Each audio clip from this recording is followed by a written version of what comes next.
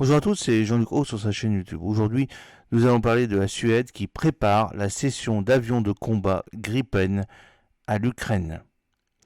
Le 29 mai dernier, la Suède donna le détail de la 16e tranche d'aide militaire qu'elle s'apprêtait à débloquer au profit de l'Ukraine, d'un montant de 1,16 milliard d'euros, soit le montant le plus élevé depuis février 2022. Celle-ci prévoyait notamment le don de 2 derniers avions de commandement aéroporté et de détection avancée SAB 340 AWNC qui étaient alors encore en service au sein de la force aérienne. La capacité de l'Ukraine à identifier et à engager les cibles à longue portée sera renforcée. Le programme d'aide comprend également la formation, la fourniture d'équipements techniques et un soutien pour la surveillance aérienne ainsi que le commandement et le contrôle. Ces deux avaient expliqué le gouvernement suédois. Le don de ces deux SAB 340 AWNC pouvait passer pour une sorte de lot de consolation, Stockholm ayant précédemment fait part de sa décision de suspendre son projet de fournir des avions de combat JAS-39 Gripen à la force aérienne ukrainienne, la priorité devant aller à la mise en service des chasseurs bombardiers F-16 qui lui avaient été promis. Les autres pays qui font partie de la coalition F-16 pour l'Ukraine nous ont exhortés à attendre avec le Gripen, avait affirmé Paul Johnson, le ministre suédois de la Défense. Nos partenaires soulignent que l'introduction simultanée de deux systèmes de combat aérien est très complexe et qu'il convient désormais de se concentrer sur l'entrée en service des F-16 au sein de la force aérienne ukrainienne, avait-il encore expliqué.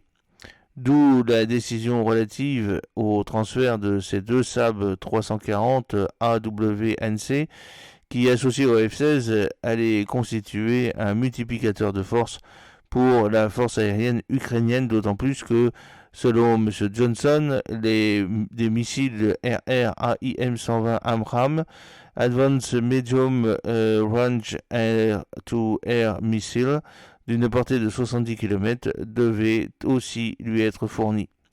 Cependant, alors qu'il avait été donc demandé à la Suède de suspendre son projet de livrer des Gripen à Kiev, le président Macron annonça le 6 juin que l'armée d'air et d'espace céderait une partie de ses Mirage 2000-5 à son homologue ukrainienne. Depuis, avec la dissolution de l'Assemblée nationale, les Jeux olympiques et les feuilletons sur les choix du nouveau Premier ministre, cette affaire est passée sous les radars. Quoi qu'il en soit, la force aérienne ukrainienne pourrait toutefois disposer prochainement de JAS-39 Gripen. En tout cas, c'est ce que suggère la 17e tranche d'aide que la Suède a l'intention de débloquer. D'un montant de 402 millions d'euros, 4,6 milliards de couronnes suédoises, elle prévoit la livraison de 6 navires d'attaque rapide CB-90, des lance-roquettes AT-4 et différents types de munitions, mais la moitié de cette enveloppe, soit 201 millions d'euros, est dédiée à l'achat de pièces détachées d'avions Gripen.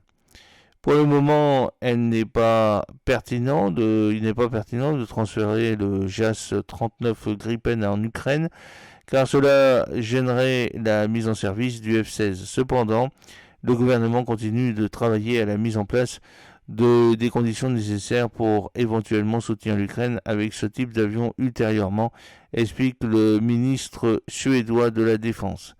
Reste que le Gripen CD passe pour être l'avion de combat idéal pour la force armée aérienne ukrainienne, conçu par Saab pour être mis en œuvre avec une empreinte logistique réduite.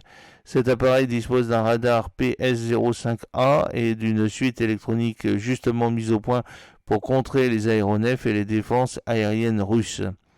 En outre, il peut emporter des missiles RR à très longue portée, Météor et de l'armement anti-navire. J'espère que cette petite vidéo vous a plu. N'oubliez pas de cliquer sur le pouce pour la promouvoir, de vous abonner si ce n'est pas encore fait et de partager cette vidéo sur vos réseaux sociaux. A très bientôt, fidèlement Jean-Luc O.